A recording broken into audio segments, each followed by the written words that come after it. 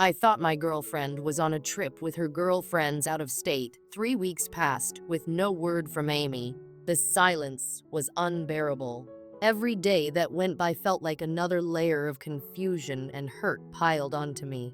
I started questioning everything. It was clear she had been lying to me, and the worst part was that I had no idea why. What had she been doing for those 3 weeks? Where was she? Why hadn't she told me the truth? My mind raced, thinking of all the possible scenarios. Was she seeing someone else? Did she just not care about me? The not knowing was worse than the pain itself. I had tried reaching out a few times, but each message went unanswered. The cold silence was like a slap in the face, but I didn't want to seem desperate. I tried to distract myself, but no matter what I did, Amy was always in the back of my mind. And then, just like that, she was back. It was a Wednesday when I got a text from her. "Hey, I'm back in town."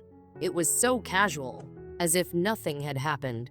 No apology, no explanation. It was like she had just stepped out for a quick trip and decided to come back. My heart dropped as I stared at the message. I didn't know whether to be relieved that she was finally talking to me or infuriated that she had acted like nothing was wrong. I didn't respond right away. I needed time to process everything. I hadn't heard from her in weeks, and now she expected me to just pick up where we left off. No way. I decided I wasn't going to let her get away with this. She owed me an explanation, and I was going to get it. I called her later that day, feeling my pulse quicken with every ring. When she picked up, I tried to keep my voice steady, but I could feel the anger building up inside me. "Where have you been?" I asked, trying not to sound accusatory, but failing. "You've been gone for 3 weeks, Amy. I didn't hear a word from you. Not a text, not a call, nothing. What happened?" There was a long pause on the other end of the line. For a moment, I thought she might hang up. Finally, she spoke. "Jake, I don't owe you an explanation about my personal life." Her voice was calm, but there was a coldness to it that sent a chill through me. "I told you I was going on the trip, and I don't have to justify anything to you." I was stunned. Was she serious? I had been worried sick about her for weeks, and now she was acting like I was overreacting?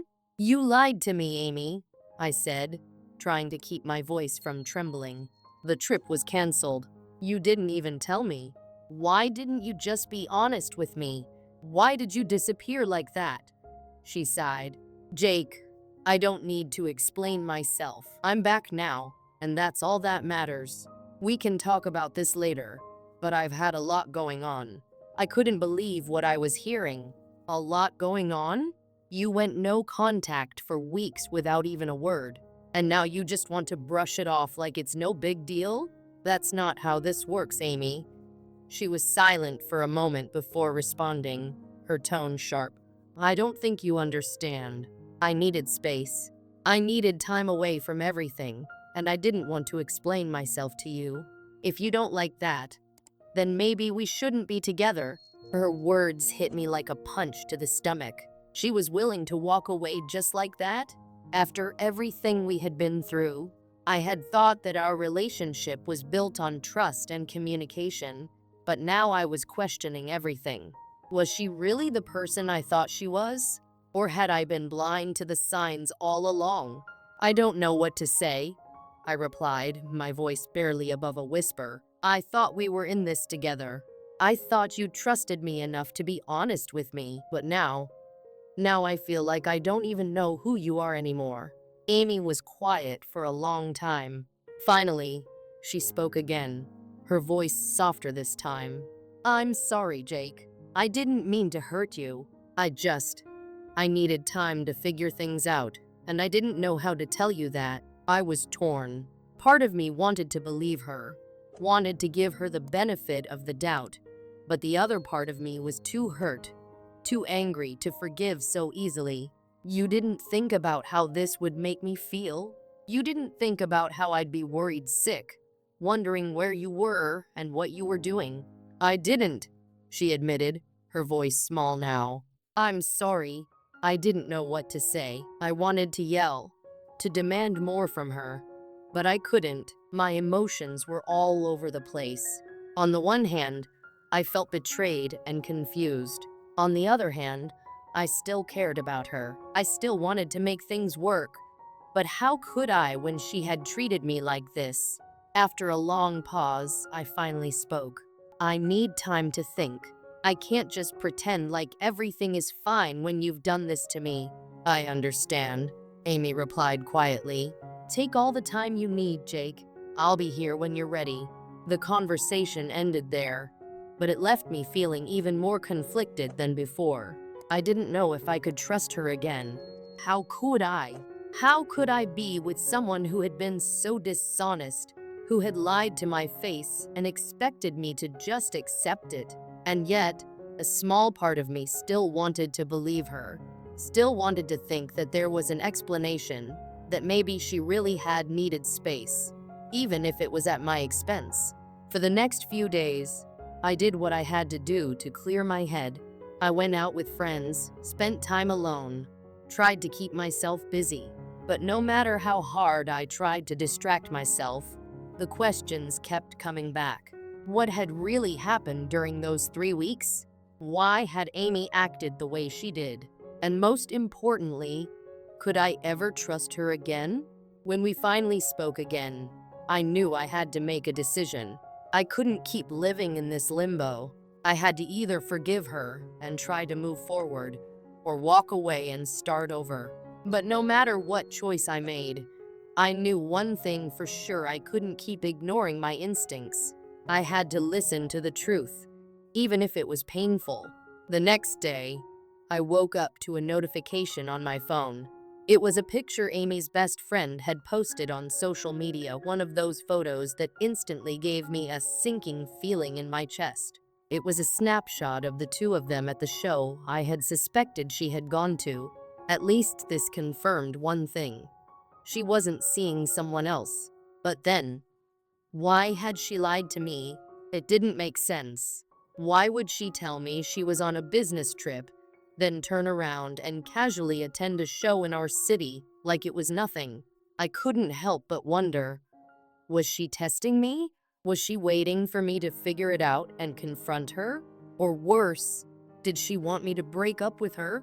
I replayed the events over and over in my mind, searching for any clue I might have missed, some reason for this bizarre behavior. Maybe it was a lack of care for me, or maybe it was some twisted attempt to make me jealous, to make me work harder for her affection. But nothing added up. She had been talking about celebrating my birthday soon, and even planning a getaway together for the summer. If she was trying to break up with me, why all these future plans? Why keep the dream alive only to destroy it? I was so confused, so lost in trying to understand why someone who said they loved me would treat me this way. A few weeks have passed, and I'm still trying to piece everything together. The silence between us was suffocating, like this unspoken weight hanging between us that neither of us was willing to address. Every day felt like a battle, trying to make sense of the situation, trying to read between the lines of her half-truths and omissions. I hadn't heard from Amy for a while, 3 weeks, to be exact, until yesterday, when out of nowhere, I got a text from her. It was so casual. "Hey, want to see a movie?" Like we hadn't just gone through this whirlwind of confusion, silence, and hurt. The nerve, but at the same time, I couldn't deny that I still had a part of me hoping for some explanation, some acknowledgement that she had done something wrong. I was numb, angry, but also conflicted. It was like I couldn't fully let go of the idea that things could somehow be fixed, even though I knew deep down that they couldn't. Against my better judgment, I agreed to meet her. I wanted answers, but more than that, I wanted closure. When I saw her sitting in the car, I felt an immediate rush of emotions, but I kept my cool. I needed to control myself. I asked her directly about the trip. Her response? A blank look. It was as if she was caught off guard, like she thought I would have forgotten by now. Or maybe she hoped I wouldn't confront her. She said the trip had been fine. She'd gone to the conference for a day, then attended a show in our city. But I already knew about the show.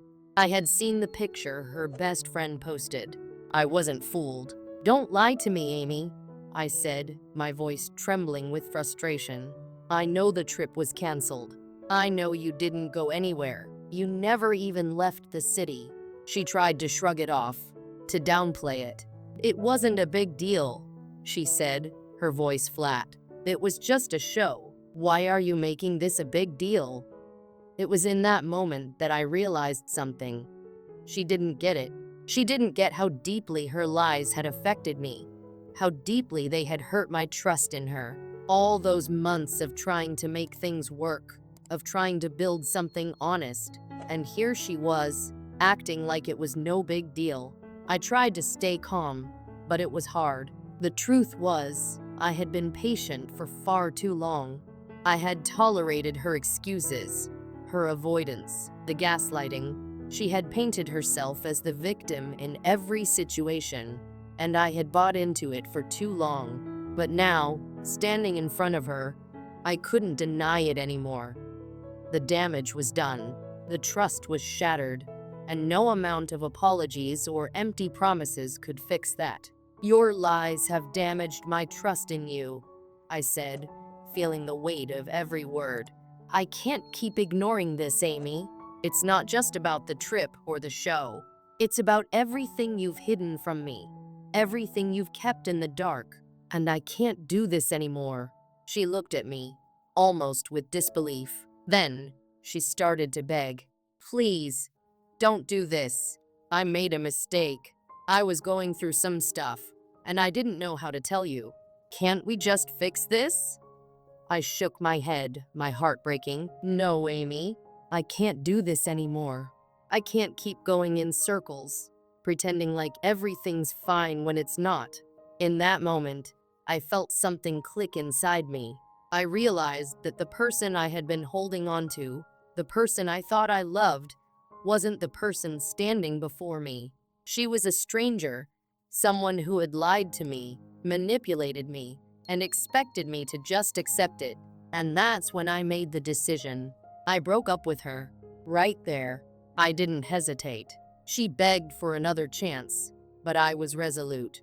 I couldn't go back. I knew it would be the biggest mistake of my life if I did. And as much as my heart ached, as much as I hated the thought of losing her, I knew I was doing the right thing. Since then, I've been struggling. There are days when I want to text her, to hear her voice, to somehow go back to the way things were. But then I remember why I ended things in the first place. I remember how much pain her lies caused me, how much damage they did to my trust in her. I haven't heard from her in a while, and I don't expect to. She hasn't even apologized for what she did. And that's the hardest part. It feels like she's moved on, like she's already forgotten everything. But I haven't. I can't. I've been reading all the supportive comments from friends and strangers alike, trying to hold on to the belief that I deserve better, that I deserve someone who respects me, someone who's honest, someone who won't lie to me about something as simple as a trip. The pain is still there, though. It's hard to shake the memories, to forget the good times, even though I know I can't go back to that. The longing is constant, gnawing at me, but I have to remind myself that I'm better off without her, that I deserve peace, not more confusion and betrayal. It feels impossible some days, but I know I'll be okay. I have to be. Don't go back to her. You deserve someone who respects you, someone who is honest and transparent. Don't settle for less.